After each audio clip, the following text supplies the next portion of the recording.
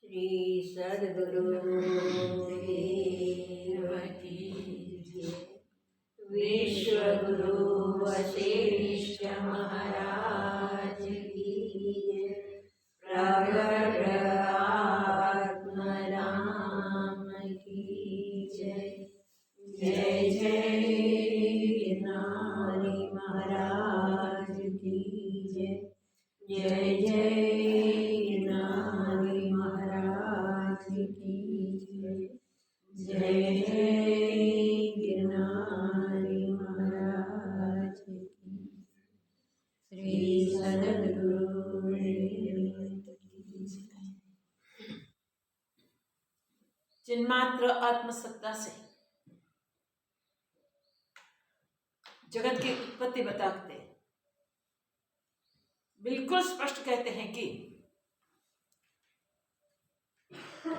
चिन्मात्र आत्मसत्ता के सिवा जगत भी और कुछ नहीं है। जो जगत सत्य जैसा दिखाई दे रहा है वो वास्तविक रूप में ब्रह्म ही है। इसलिए वो आबेहूब दिख रहा है, मगर विचार करने से वो नहीं रहता, क्योंकि वो सत्य नहीं है। सत्य दिखे फिर भी सत्य नहीं है, तो वो सत्य को जानने के लिए हमें उसके लिए विचार करना पड़ेगा। शास्त्रों के आधार से, संतों के अनुभव को लेकर हम जब जगत के विषय में विचार करते हैं तब हमारा अनुभव भी वो ही आके सिद्ध होता है कि जो शास्त्र कहते हैं वो ही संतों का अनुभव है, और हमारा अनुभव भी यही बनता है कि एक अद्वैत ब्रह्म, निर्विकार ब्रह्म निरंतर अपने आप में स्थित है, उनके सिवा और कुछ है ही नहीं। इसका मीनिंग वो है कि जगत कुछ बना ही नहीं। जगत रूप दिखाई देता है तब भी स्वप्न दृश्य की तरह, वो दृश्य ही है, दिखने मात्र है, वास्तविक नहीं। जो संसार की व्यवस्था है, इस व्यवस्था में प्रत्येक जीव की अपनी अपनी नियति के अनुसार जीव कार्य करते दिखाई देते हैं। कर्मों के अनुसार पूर्व कर्म से जो उनका प्रारब्ध बनता है, वो प्रारब्ध को भुगतते भुगतते वो इस जीवन में भी कर्म करते हैं।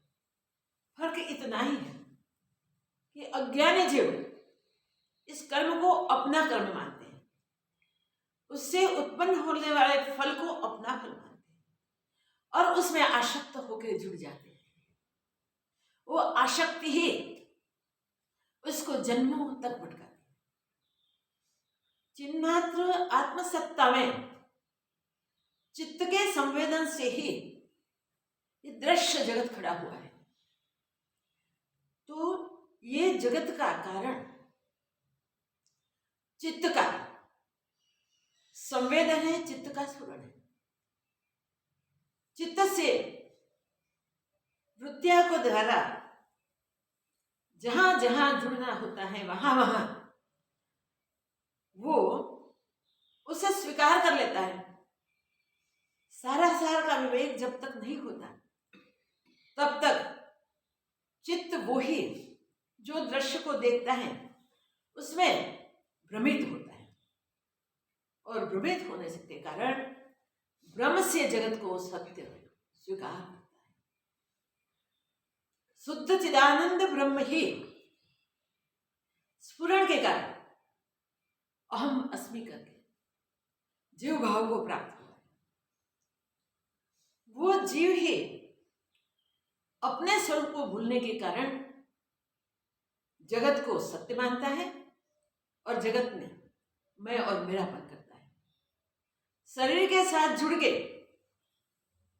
शरीर के सारे व्यवहारों को मेरे व्यवहार है, लाभ अलाभ को अपने हैं, मेरे हैं, ऐसा मानता है। और इसके अनुसार जो कर्म फल पैदा होते हैं उसको उसे भुगतने होते हैं। प्रत्येक जीव मन संकल्प से अपनी इच्छाओं के अनुसार कुछ न कुछ इच्छाएं बनाता जाता है, बढ़ाता जाता है, और बढ़ाते बढ़ाते आशा तृष्णा में फंसता जाता है। वो आशा तृष्णा के बंगलों में फंसा हुआ जीव बाहर निकल नहीं सकता, तो जन्मों तक उसको यही पुनरावर्तन करना रहता है। कभी पुण्य कर्म करके उद्धलोक की तरफ जाता है, कभी अपने ही कर्म जो निम्न प्रकार के होते हैं उस कर्मों के फल के अनुसार वो निम्न लोक में जाता है। कभी पुण्य कर्मों से सुखद शरीर प्राप्त करता है देवता आदि का, और कभी अपने कर्मों के कारण ही वो तिर्यकी आदि योनियों को प्राप्त होता है। कोई जीव ऐसे पाषाण जैसे कर्म करके वासनाओं से मूढ़ हुआ स्थावर योनि में चला जाता है, कोई जीव जंगम योनि में होते हैं। मगर इस प्रकार गठी यंत्र की नाई घूमता हुआ जीव इस संसार में भ्रमता है और दुखी सुखी होता है। मगर ये दुख और सुख दीर्घ नहीं होते। कर्मानुसार जितने समय से भुगतने होते हैं वो वास्तविक रूप से तो क्षणिक है।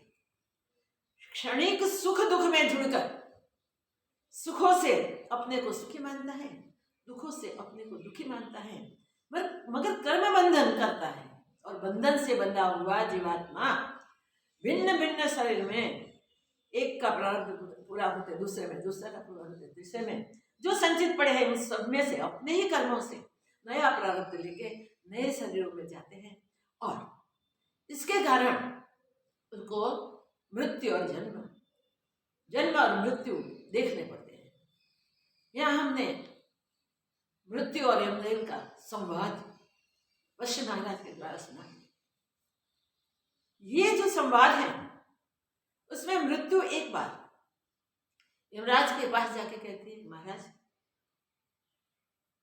आपने मेरा निर्माण तो जीवों के मारने के लिए ही किया है, मेरा वही कर्म है, मैं वो करता रहता हूँ, रात दिन वही करता हूँ, मगर एक ब्राह्मण को मैं नहीं मार सकता। और जब इस बात सुनी तब यमदेव ने कहा कि मृत्यु तू किसी को नहीं मार सकती, याद रखे, मृत्यु के पास किसी को मारने का सामर्थ्य नहीं है। मृत्यु को तो निमित्त बनना है। सब जीवों के अपने अपने कर्म ही उसको मृत्यु में घसीट के ले जाते हैं। तुम जिस ब्राह्मण की बात करते हो उसके कर्म ढूंढ गया, अगर उसके कोई कर्म मिलेंगे तो अवश्य तुम आ सकते। मृत्यु ने सारा देख लिया, पूरा अकाउंट उसका, कहीं भी कोई कर्म न दिखे। तो मृत्यु को कह दिया यमदेव ने, उसको तू कभी नहीं मार पाएगी, जो अकारण पैदा हुआ है। देखिए स्वाभाविक, जैसे जल में तरंग स्वाभाविक होते हैं, वैसे पूर्ण ब्रह्म में से वो स्वाभाविक उत्पन्न हुआ स्पंदन ब्रह्मा, देखिए ब्राह्मण, वो ब्रह्मरूप ही है, वो ब्रह्म ही है। ब्रह्म नित्य है, ब्रह्म अविरत है, ब्रह्म सतत है, वही शाश्वत है। तो शाश्वत को तुम नाशवंत में कैसे पलट पाओगे, कैसे मार सकोगे? ये तेरा कार्य नहीं, इसलिए तू उद्यम छोड़ दे, उस ब्राह्मण को मारने का उद्यम छोड़ दे। तब तो मृत्यु ने छोड़ दिया, मगर आदत होती है, एक बार हाथ में लिया कार्य पूरे किए बिना झुकना नहीं।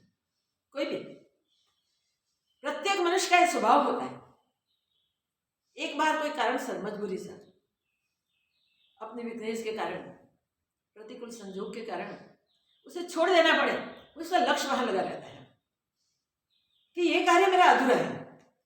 सब जीवों को मारने के लिए तो मैं हूं, और मुझसे एक जीव नहीं मरता, इसको मुझे मारने का ही। दोबारा गया, दोबारा भी यही हाल है। फिर वापस गया यमदेव के पास, यमदेव ने बोल दिया कि तू उद्यम छोड़ दे भाई, वो स्वयं ब्रह्म ही है, ब्रह्म सनातन है, ब्रह्म सर्वत्र है, सर्व रूपों में ब्रह्म भरपूर है। वो ब्रह्म ब्रह्म के रूप में देख के तो उसे मारने के लिए खड़ा हुआ है, मगर वो ब्राह्मण शरीर में दिखता है, उनका कोई शरीर नहीं है, वो अशरीरी है। कितनी इंपॉर्टेंट बात है, हमें इसमें क्या सीखना है? हम अपने आप को शरीर में देखते हैं, शरीर को अपनी पहचान समझते हैं, शरीर के कार्यों को हमारे अपने कार्य समझते हैं, शरीर के द्वारा जो लाभ हानि होती है इससे हम सुखी दुखी होकर बहते रहते हैं। मगर इस सत्य को हम पकड़ लें, शास्त्र के अनुसार, ये शास्त्र बहुत छुपाए शास्त्र है, ये शास्त्र वेदांत ग्रंथों का शिरोमणि ग्रंथ है, जिसमें सिर्फ ब्रह्म विद्या का ही निरूपण है। उसका अभ्यास अगर किया जाए तो, उसके अनुसार अपने जीवन को बनाया जाए, उसका प्रबल पुरुषार्थ किया जाए तो हम भी निर्वपु हो सकते हैं। शरीर दिखे तो भी अशरीर।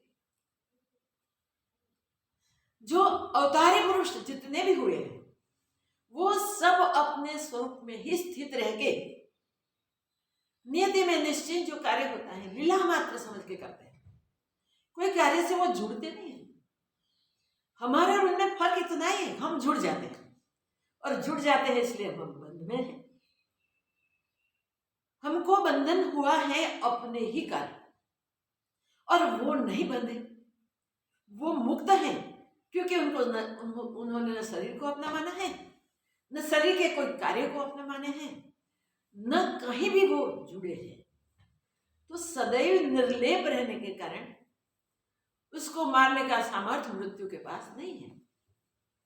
वो सामर्थ्य हम भी पुरुषार्थ करें तो हम मिल सकते हैं, हम भी अपने आप को ब्रह्मरूप जाने और ब्रह्म भाव से ही दृढ़ व्यवहार करें।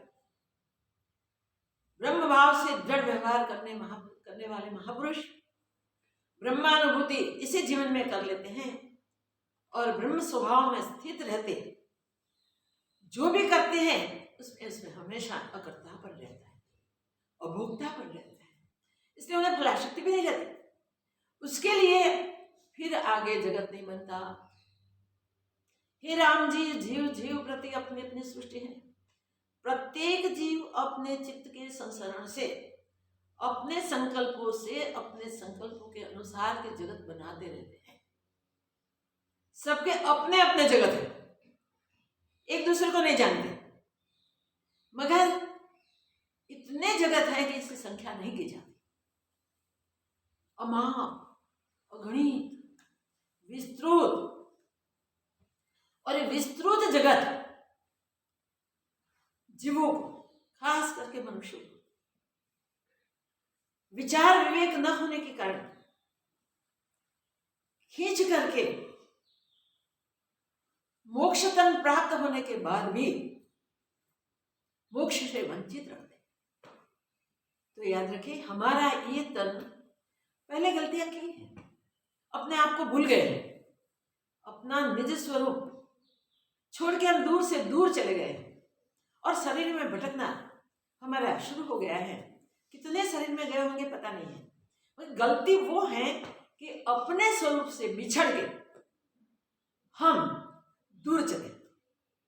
स्वरूप में रहकर ही कार्य किए होते हैं तो कोई बंधन नहीं होता। फिर भी बंधन हो गया है तो भी बंधन से हम मुक्त हो सकते हैं।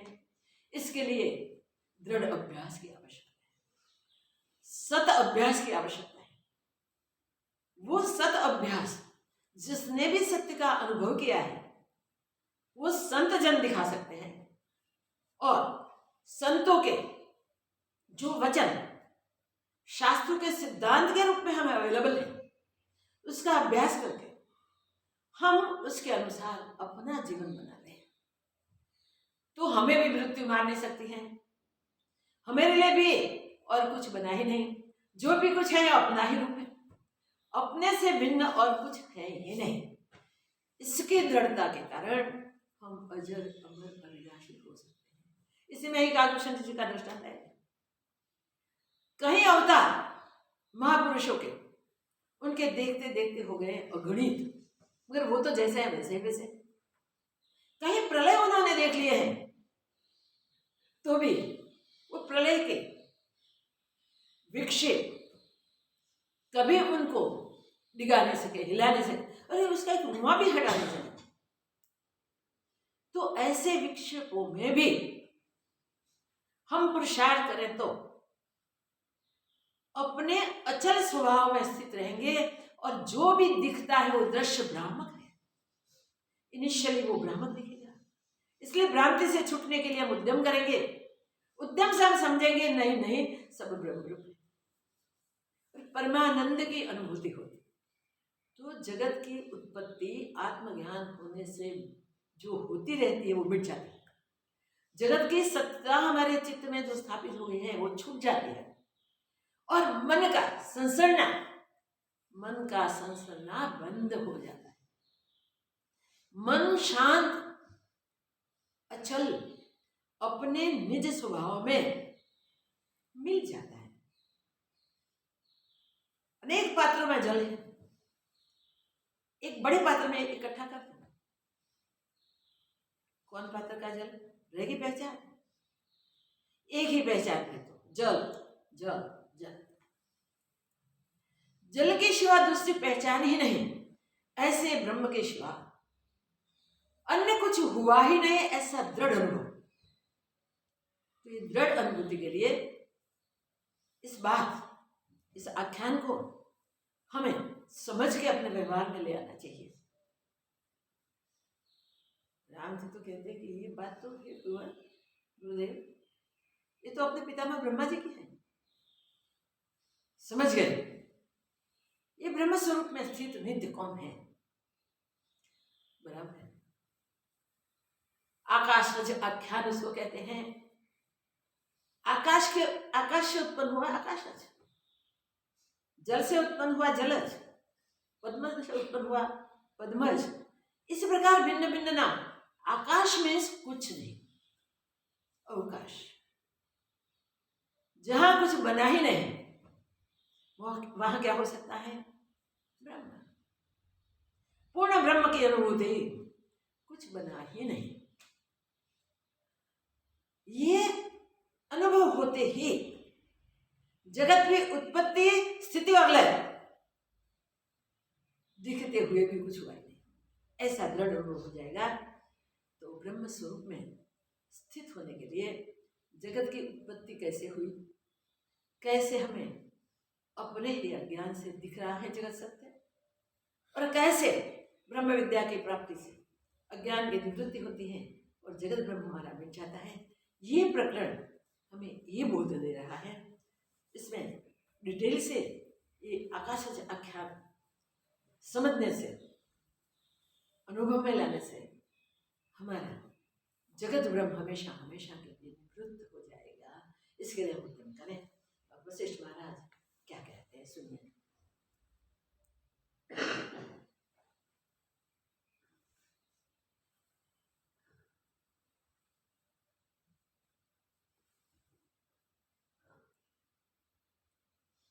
श्री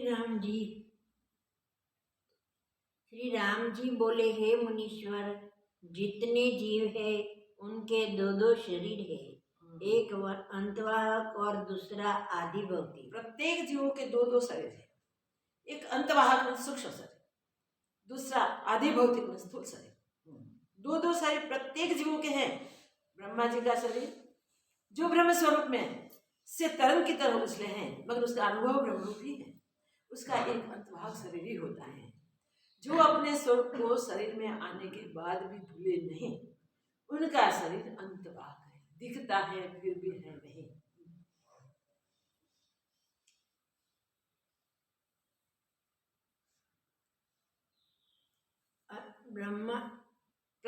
ब्रह्मा का एक ही अंतवाहक शरीर कैसे है, यह वार्ता स्पष्ट करके कहिए। हाँ, राम जी कहते हैं कि सबके तो दो दो शरीर है, स्थूल भी होता है सूक्ष्म भी होता है। स्थूल शरीर पंचभूतात्मक दिखाई देता है वो, और सूक्ष्म संस्कार लेके आता है और संस्कार लेके जाता है, ये सूक्ष्म शरीर। तो 17 तत्व का सूक्ष्म शरीर कहते हैं, कहीं कहीं 19 का सूक्ष्म शरीर कहते हैं। पंच प्राण, पंच ज्ञानेन्द्रिय, पंच कर्मेंद्रिय 15, मन बुद्धि 17, और मन बुद्धि चित्त अहंकार 4 गिनेंगे तो 19। ये सूक्ष्म शरीर जिसमें पूरे संस्कार अभी तक के, जीवन शुरू हुआ तब से अभी तक के संग्रहित है, वो लेके ये सूक्ष्म शरीर दूसरे शरीर में जाता है, और दूसरे शरीर में जाके वहां फिर इसी की शुरुआत होती है। मगर स्थूलता न होने के कारण वो सब कुछ जानता है। जिसके सूक्ष्म शरीर में ब्रह्म भाव ही स्थित है, उसको शरीरों में भटकना नहीं होता है। जगत के कल्याण के लिए, जगत के जीवों के उद्धार के लिए ये पूर्ण ब्रह्म परमात्मा इस प्रकार सूक्ष्म शरीर में आते हैं, शरीर सहित दिखते हैं, फिर भी वो अशरीरी रहते हैं। कार्य जो होनहार हैं वो उनके द्वारा होते दिखते हैं, मगर उनका इसमें कर्तापन नहीं होता।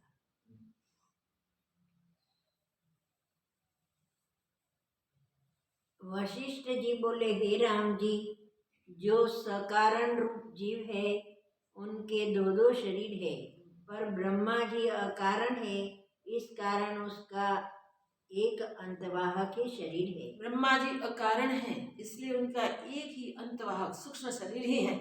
सकारण जो भी है उस सब जीवों के दो दो शरीर होते हैं, स्थूल और सूक्ष्म। तो स्थूल शरीर पंचभूतात्मक होता है, सूक्ष्म शरीर अभी हमने देखा इसे अंतवाहक भी कहते हैं। हे राम जी सुनिए, अन्य जीवों का कारण ब्रह्मा है, इसी कारण यह जीव दोनों देहों को धरते हैं। हाँ, अन्य जीवों का सृजन करने वाले मीन्स अन्य जीवों का कारण ब्रह्मा है, इसलिए वो दो दो देह धारण करते हैं। और ब्रह्मा जी का कारण कोई नहीं। ब्रह्मा जी तो अकारण है, ब्रह्म स्वरूप ही है, उत्पन्न होने के बाद भी वो अपने स्वरूप में स्थित रहे, इसलिए अकारण होने के कारण उनका सूक्ष्म अंतवाहक शरीर है। यह अपने आप ही उपजे है, इसी का नाम स्वयंभू है। वे अपने आप ही उपजे हैं, इसलिए उनको स्वयंभू भी कहते हैं। आदि में जो इनका प्रादुर्भाव हुआ है सो अंतवाहक शरीर है। आदि में ब्रह्मा जी का जो प्रादुर्भाव हुआ है वो अंतवाहक है, सूक्ष्म है। इनको अपने स्वरूप का विस्मरण नहीं हुआ, वो अपने स्वरूप को भूले नहीं है, सदा वास्तव स्वरूप में स्थित है। सदा वास्तव स्वरूप में ब्रह्म स्वरूप में वो स्थित है। इससे अंतवाहक है, और दृश्य को अपना संकल्प मात्र जानते हैं। पूरे दृश्य को अपना संकल्प मात्र जानते हैं, तो पूरे दृश्य, पूरा जगत उसी के द्वारा भी उत्पन्न होता है। फिर भी जगत के तमाम दृश्य को संकल्प मात्र जानते हैं, मन की रचना मात्र जानते हैं, मन का स्फुरण मात्र मानते हैं।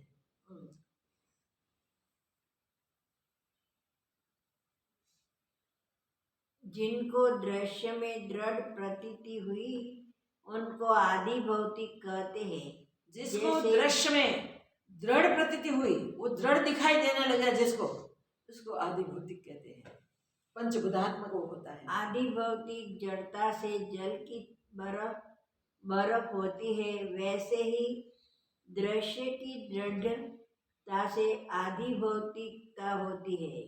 शीत की दृढ़ता से जल बर्फ हो जाता है। देखो ऐसे किसकी दृढ़ता से है?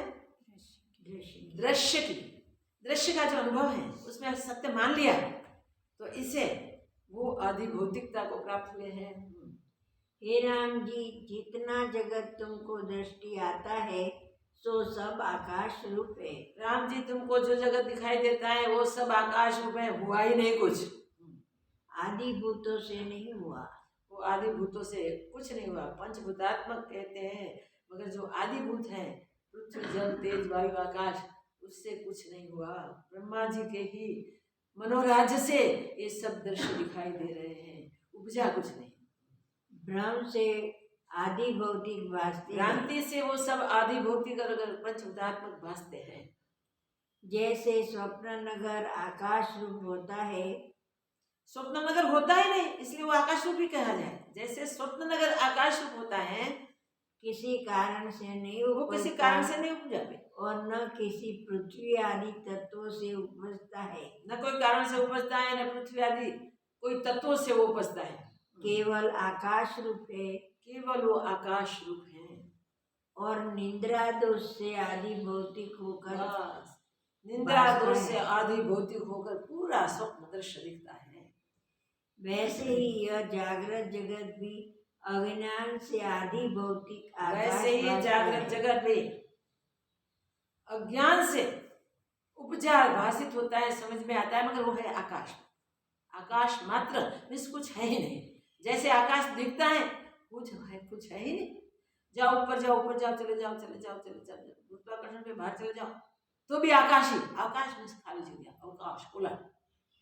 तो इस प्रकार ये कुछ उपजा नहीं जगत, आकाश मात्र है, तो अवकाश मात्र, कुछ अन्य उससे हुआ ही नहीं है। जैसे अज्ञान से स्वप्न अर्थाकार भासता है, वैसे ही जगत अज्ञान से अर्थाकार भासता है। जगत अज्ञान से अर्थाकाश भासता है, जैसे स्वप्न अज्ञान से अर्थाकार भासता है। स्वप्न को सत्य मान लिया और उसका संकल्प करते रहे, तो ऐसा ही दृश्य ब्रह्म खड़ा हो जाता है। तो स्वप्न में कई लोग कहते हैं हमारा सपना तो सच ही पड़े, बस उसका संकल्प ही स्वप्न को सत्य दिखाता है। वास्तव में स्वप्न झूठा है, तो उसके दृश्यादि कहाँ से सत्य हो? वो भी नहीं।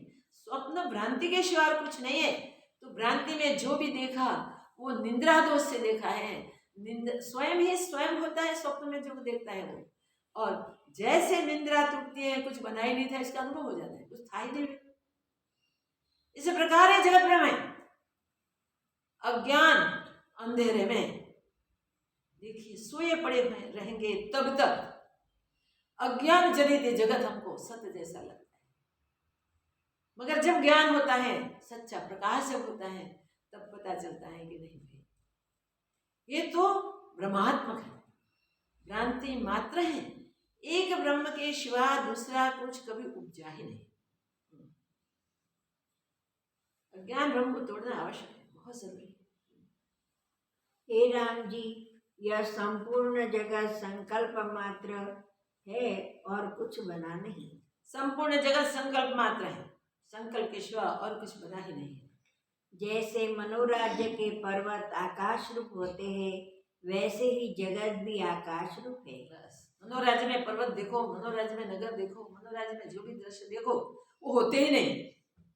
देखो वैसे ही संकल्प है ये संकल्प से हम सब खड़ा करते हैं, उत्पन्न करते हैं और कहते हैं कि सत्य से तो जगत सत्य है ही नहीं। कुछ सत्य नहीं, सत्य हमारी मान्यता है, हमारी गलतफहमी है, हमारा अज्ञान है। स्वरूप का अज्ञान होने के कारण जगत सत्य भाषित होता है। वास्तव में कुछ बना नहीं, सब पुरुष के संकल्प में ही है। सब पुरुष के संकल्प में है, इसलिए जो पुरुष जैसा संकल्प करता है वैसा वैसा उसे दृश्य भाषित होता है। इसलिए प्रत्येक जीव की अपनी अपनी सृष्टि कहलाती है और मन से उपजे है। वो सब मन से ही उपजे हैं, सारे दृश्य मन से ही उपजे हैं। जैसे बीज से देश काल के संयोग से अंकुर निकलता है, वैसे ही सब दृश्य मन से उपजता है। बस बीज से देश काल के संयोग से जैसे अंकुर निकलते हैं, बीज अंकुरित होते हैं, पड़े हैं, जब देश काल अनुकूल होता है तैसे वैसे ही हमारा ये राज्य मनोराज्य संकल्प के अनुसार देश काल से जब अनुकूल होता है ना तब खड़ा हो जाता है और हम घसीट के ले जाता है, हम उसी में ही बहे जाते हैं।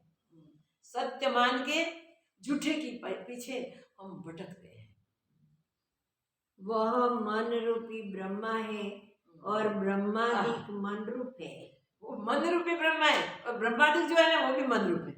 मन के सिवा और कुछ नहीं, ये सब मन का सर्जन है। उनके संकल्प में जो संपूर्ण जगत स्थित है वह सब आकाश रूप है। उनके संकल्प में जो संपूर्ण जगत स्थित है, रहा है, उसके मन में ही है वो, वास्तव में वो आकाश रूप में हुआ नहीं है।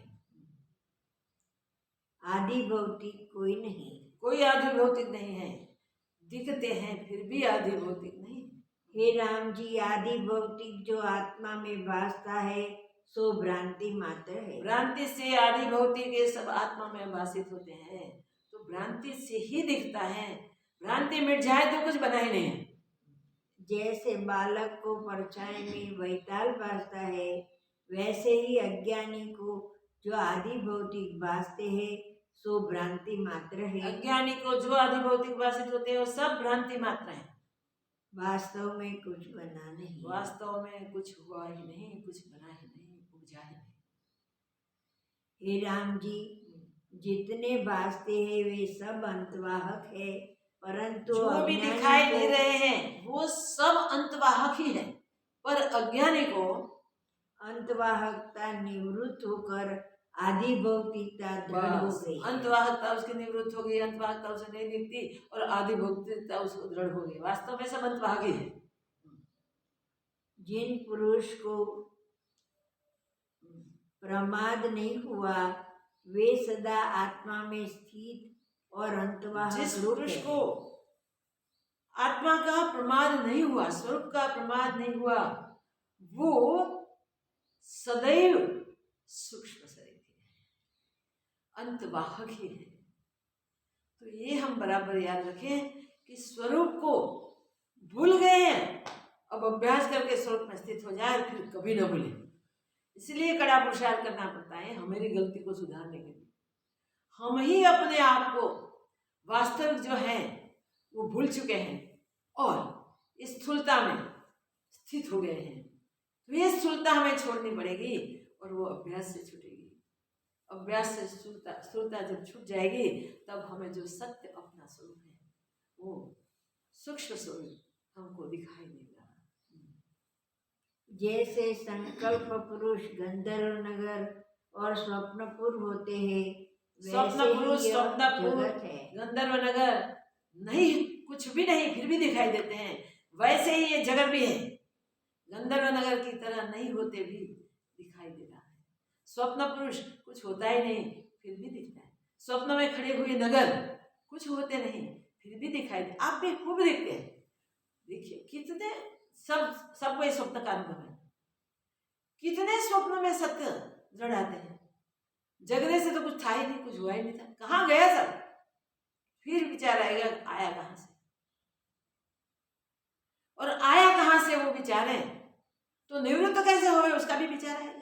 अगर हम विचार रहे ही नहीं, मूर्ता में चले जाते हैं, चले जाते हैं, चले जाते हैं और इसी में ही जन्म मरण को पाते हैं। ज्ञान प्राप्ति के लिए उद्यम किया नहीं और अज्ञान में आयु खत्म होते मरना पड़ता है।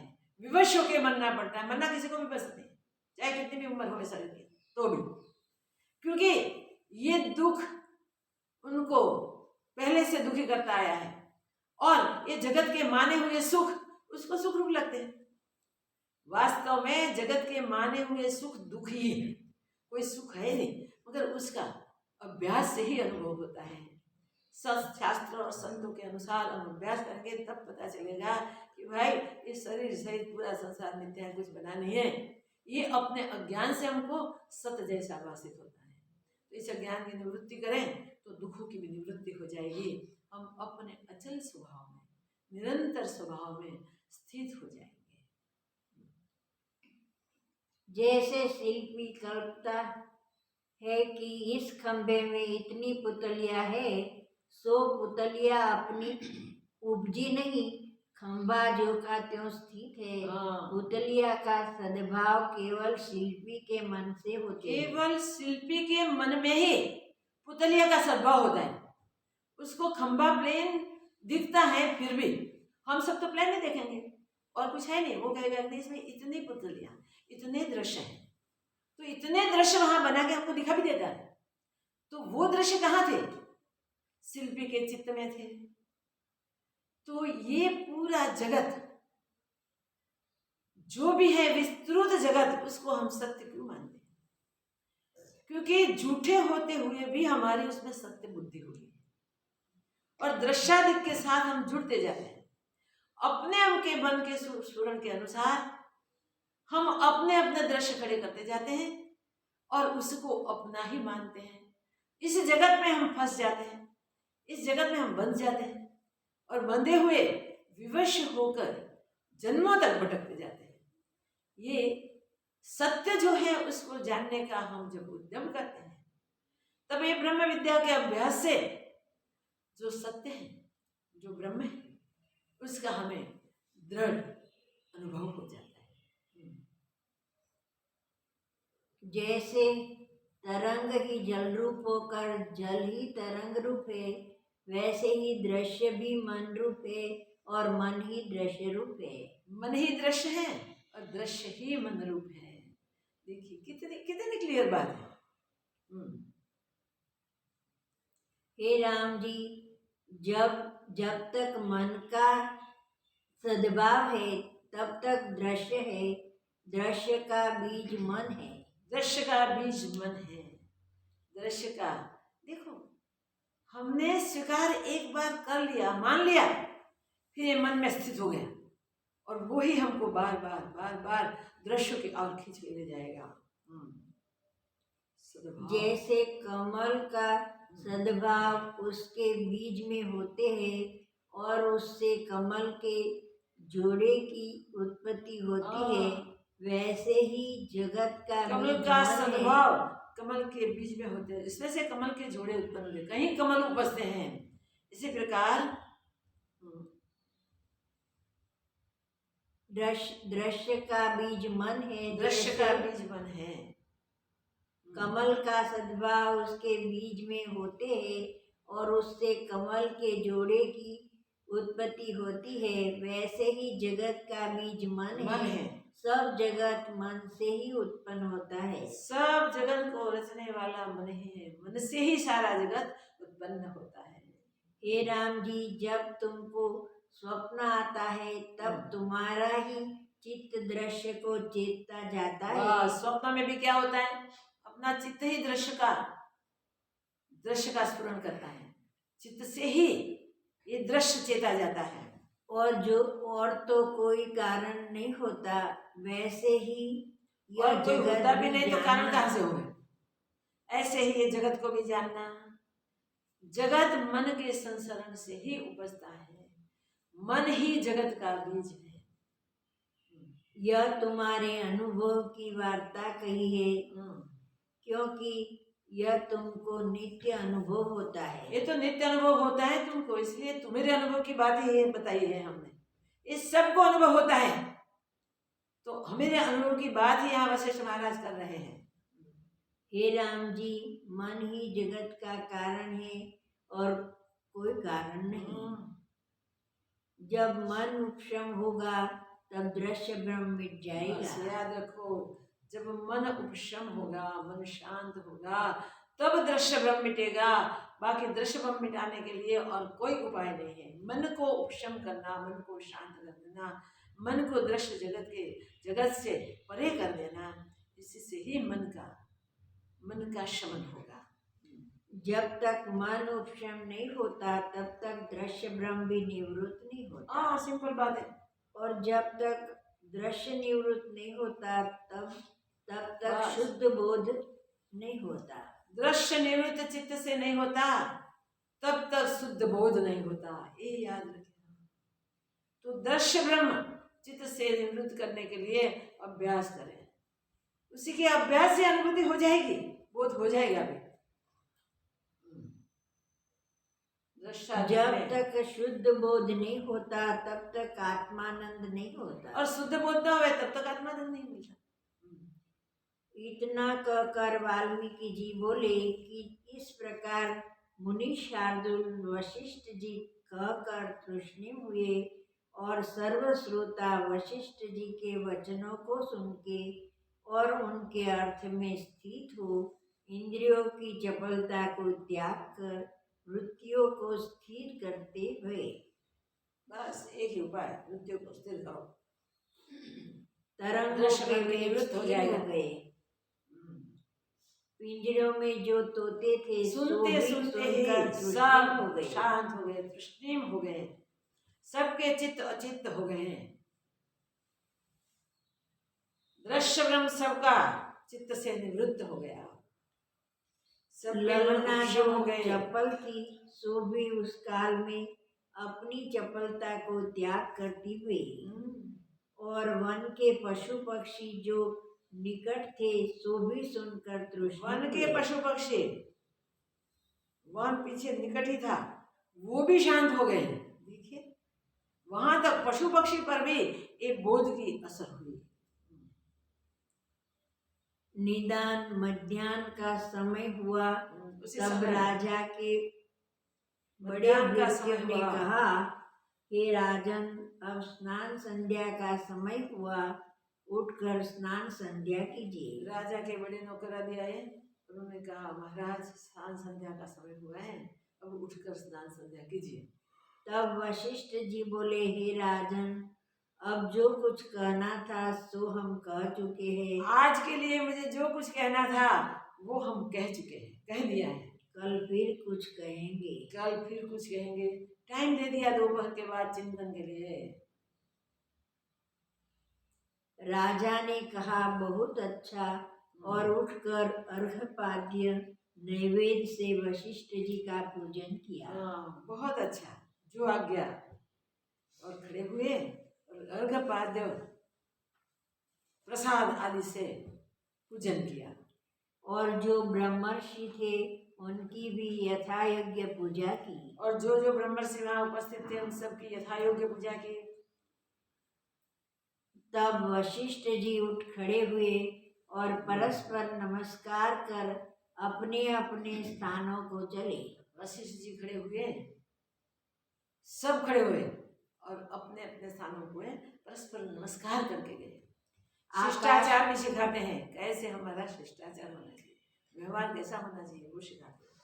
आकाशचारी आकाश से आए थे, वो आकाश को गए। पृथ्वी पर रहने वाले ब्रह्मर्षि और राजर्षि पृथ्वी पर, ब्रह्मर्षि राजर्षि जो पृथ्वी पर रहते थे वो पृथ्वी पर गए। पातालवासी पाताल को, और सूर्य भगवान, पातालवासी जो पाताल से आए थे वो पाताल को गए, और सूर्य भगवान दिन रात्रि की कल्पना को त्याग कर स्थित हो रहे और दिन रात की कल्पना छोड़ दी और ऊपर स्थित हो रहे। और मंद मंद पवन सुगंध सहित चलने लगे। मंद मंद पवन सुगंध सहित चलने लगे। सूर्य भगवान दोपहर का टाइम ऊपर आके स्थित हो गए। मध्याह्न का समय विजय मुक्ति रहते हैं हमेशा, तो इस वजह से सूर्य भगवान भी थोड़े स्थिर हुए। मानो पवन भी कृतार्थ होने आया है। इस सुगंध लेके आया, पवन भी समझो कृतार्थ होने के लिए आया है। आया तो कुछ भेंट लेके आना चाहिए ना, तो सुंदर सुगंध लेके पवन भी आया। इतने में सूर्य अस्त होकर और ठोर में प्रकाशने लगे। बस क्योंकि वहां से और ठोर गया, वहां प्रकाशने लगा। यहाँ से अस्त हुआ और ठोर पे उदित हुआ। क्योंकि संत जन सब ठोर में प्रकाशते हैं। संत जन तो सब ठोर में सब जगह प्रकाशते हैं। ज्ञान से, ज्ञान का प्रकाश उनका ऐसा होता है कि सब जगह वो प्रकाशते हैं। इतने में रात्रि हुई तो तारागण प्रकट हो गए। रात्रि हुई, आकाश में तारागण प्रकट हो गए। और सबसे बड़ा तारा है कोई तो चंद्र, सब अमृत की किरणों को धारण किए चंद्रमा उदय हुआ। उस समय अंधकार का अभाव हो गया। चंद्रमा उदित होते अंधकार का अभाव हो गया। और राजा का द्वार भी चंद्रमा की किरणों से शीतल हो गया। राजा का द्वार भी शीतल हो गया चंद्रमा से। मानो वशिष्ठ जी के वचनों को सुनकर इनकी तपनता भी मिट गई। हाँ, मानो वशिष्ठ महाराज के ज्ञान वचन सुनकर इस सब की तप्तता भी मिट गई। निदान सब श्रोताओं ने विचार पूर्वक रात्रि को व्यतीत किया। सब श्रोताओं ने ये सत्संग का विचार करते करते रात्रि व्यतीत की और सुबह सभा में समय पर उपस्थित हो गए। जब सूर्य की किरण निकली तो अंधकार नष्ट हो गया। जैसे संतों के वचनों से अज्ञानी के हृदय का तम नष्ट हो जाता है। संतों के वचनों से अज्ञानी का हृदय का तम मिट जाता है। ऐसे रात्रि का तम मिट गया और सूर्य की किरणें निकल आई और सब जगत की क्रिया प्रकट हुआ। और सारे जगत की सब क्रिया प्रकट हो आई, सब क्रिया में लग गए। तब खेचर, भूचर और पाताल के वासी सब श्रोता स्नान पाताल के वासी सब स्नान संध्या करके समय पर अपने अपने स्थान पर आके बैठ गए। स्थान में आए और परस्पर नमस्कार करके वो नहीं भूलेंगे। आते भी परस्पर नमस्कार करते हैं, जाते भी परस्पर नमस्कार करते हैं। पूर्व के प्रसंग को उठाकर राम जी सहित बोले, हे भगवान। ये सब सभा स्थित हो गई। राम जी सहित सब बोले, पूर्व सत्संग प्रसंग को याद करके कहते हैं, हे भगवान, ऐसे मन का रूप क्या है? मन का रूप बताओ। ऐसे मन का रूप क्या है? मन का रूप जाना नहीं जाता। जिससे कि संसार रूपी दुखों की मंजरी बढ़ती है। जिससे संसार रूपी दुखों की मंजरी बढ़ती है, उसका रूप बताओ। ये मन का रूप जाना नहीं जाता। वशिष्ठ जी बोले, हे राम जी, इस मन का रूप कुछ देखने में नहीं आता। हे राम जी, वशिष्ठ महाराज कहते हैं, मन का रूप कुछ देखने में तो नहीं आता। यह मन नाम मात्र है। नाम मात्र मन है, वास्तव में इसका रूप कुछ नहीं। वास्तव में उसका कोई रूप ही नहीं, कोई आकार ही नहीं। और आकाश की नाय शून्य है। वो आकाश की नाय शून्य है। मन कैसा है? आकाश जैसा शून्य, कुछ नहीं। हे राम जी, मन आत्मा में कुछ नहीं उपजा। मन आत्मा में कुछ उपजा ही नहीं, हुआ ही नहीं। जैसे सूर्य में तेज, वायु में स्पंद, जल में तरंग, सुवर्ण में भूषण, मरीचिका में जल और आकाश में दूसरा चंद्रमा है, वैसे ही मन भी आत्मा में कुछ वास्तव नहीं। मन भी आत्मा में कुछ नहीं वास्तव रूप से विचार करे तो। हे राम जी, यह आश्चर्य है कि वास्तव में कुछ उपजा ही नहीं, पर आकाश की नाय सब घटों में वर्तता है। उपजा नहीं, फिर भी आकाश की तरह सब घटों में, सब पात्रों में वो रहता है, वही काम करता है, वर्तता है। और संपूर्ण जगत मन से भासता है। बस संपूर्ण जगत मन से ही दिखाई देता है, मन से ही भाषित होता है।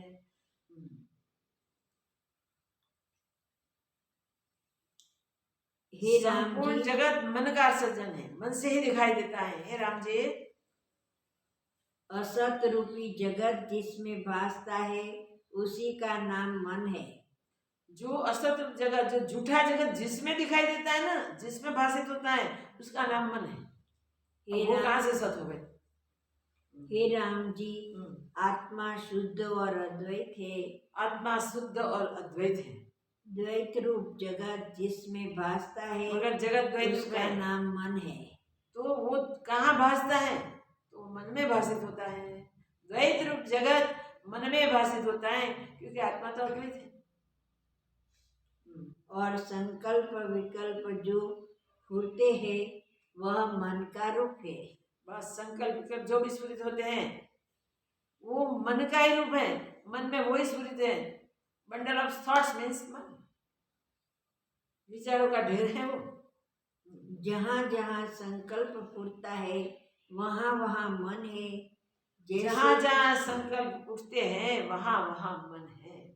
जैसे जहाँ जहाँ तरंग फूटते हैं वहाँ वहाँ जल है, वैसे ही जहाँ जहाँ संकल्प फूटता है वहाँ वहाँ मन है।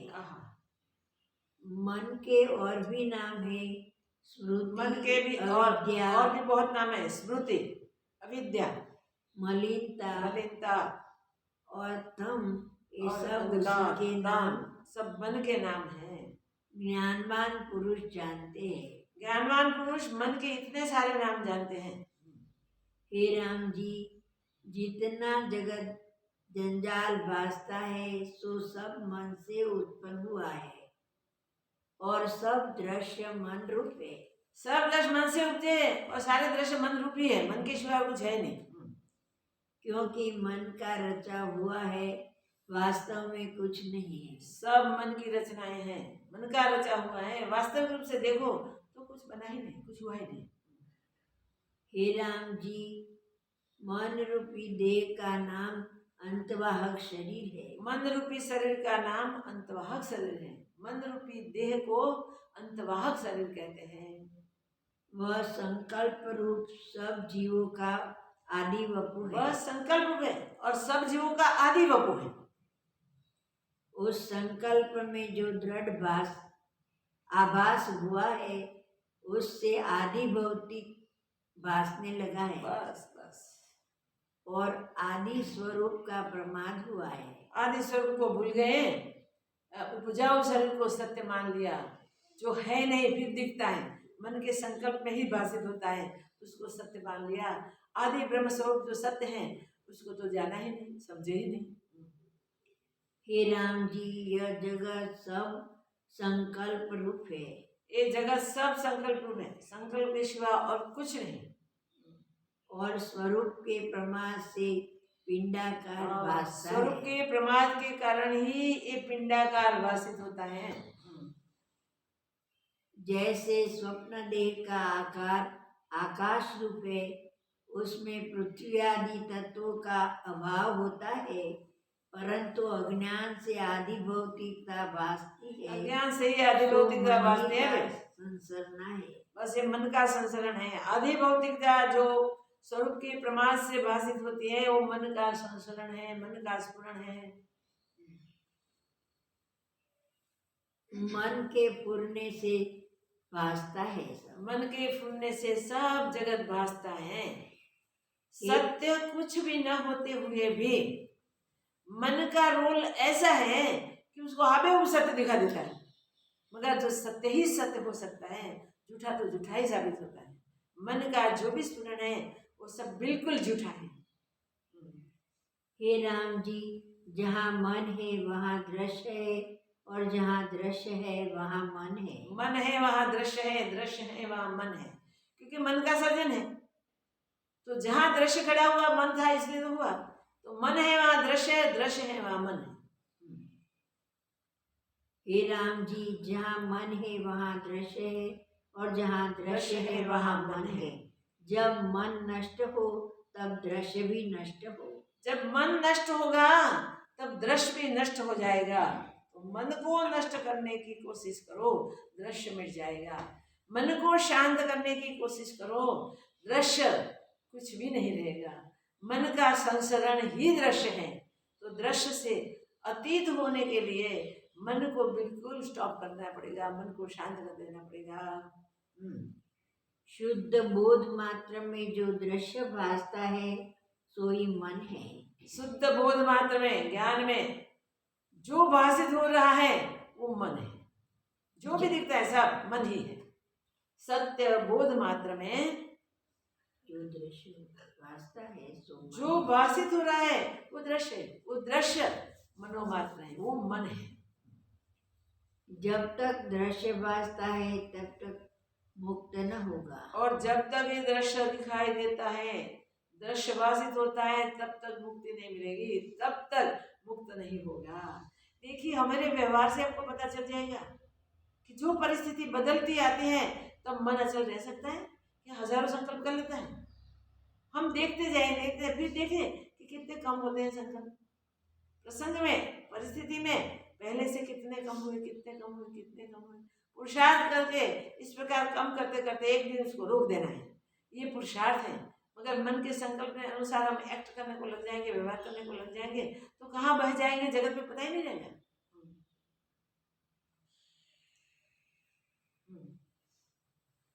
हे राम जी, दृष्टा दर्शन दृश्य यह त्रिपुटी मन से भासती है। दृष्टा देखने वाला, दृश्य पदार्थ और दर्शन की क्रिया, ये त्रिपुटी मन से ही भाषित होती है।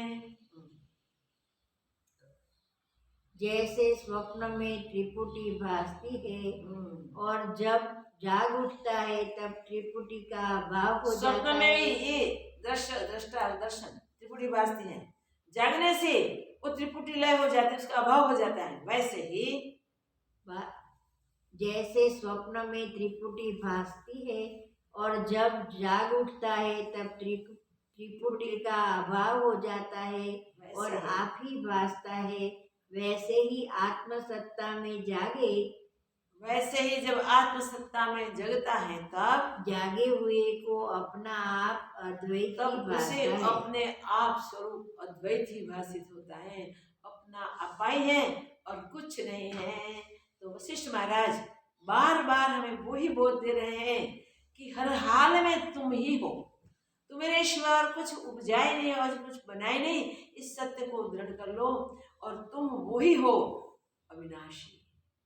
अपने अविनाशी स्वरूप को जान ले, उसी में स्थित हो जाए। भगवान सबको वही सामर्थ्य दे, उसी का ही अभ्यास सब करें और प्रबल अभ्यास करके अपने निज पद को प्राप्त हो जाए। ओम पूर्णमदः पूर्णमिदं पूर्णात् पूर्णमुदच्यते पूर्णस्य पूर्णमादाय पूर्णमेवावशिष्यते। ओम शांति शांति शांति। श्री सद्गुरुदेव की जय। ओम त्र्यंबकमयजामहे सुगन्धिं पुष्टिवर्धनं उर्वारुकमिव नित्यमुक्षमामृतात् त्र्यंबकमयजामहे सुगन्धिं पुष्टिवर्धनं उर्वारुकमिव सुगन्धिं पुष्टिवर्धनं उर्वारुकमिव नित्यमुक्षमामृतात् त्र्यंबकमयजामहे सुगन्धिं पुष्टिवर्धनं उर्वारुकमिव नित्यमुक्षमामृतात् त्र्यंबकमयजामहे सुगन्धिं पुष्टिवर्धनं उर्वारुकमिव नित्यमुक्षमामृतात् त्र्यंबकमयजामहे सुगन्धिं पुष्टिवर्धनं उर्वारुकमिव नित्यमुक्षमामृतात् त्र्यंबकमयजामहे सुगन्धिं पुष्टिवर्धनं उर्वारुकमिव नित्यमुक्षमामृतात् त्र्यंबकमयजामहे सुगन्धिं पुष्टिवर्धनं उर्वारुकमिव नित्यमुक्षमामृतात्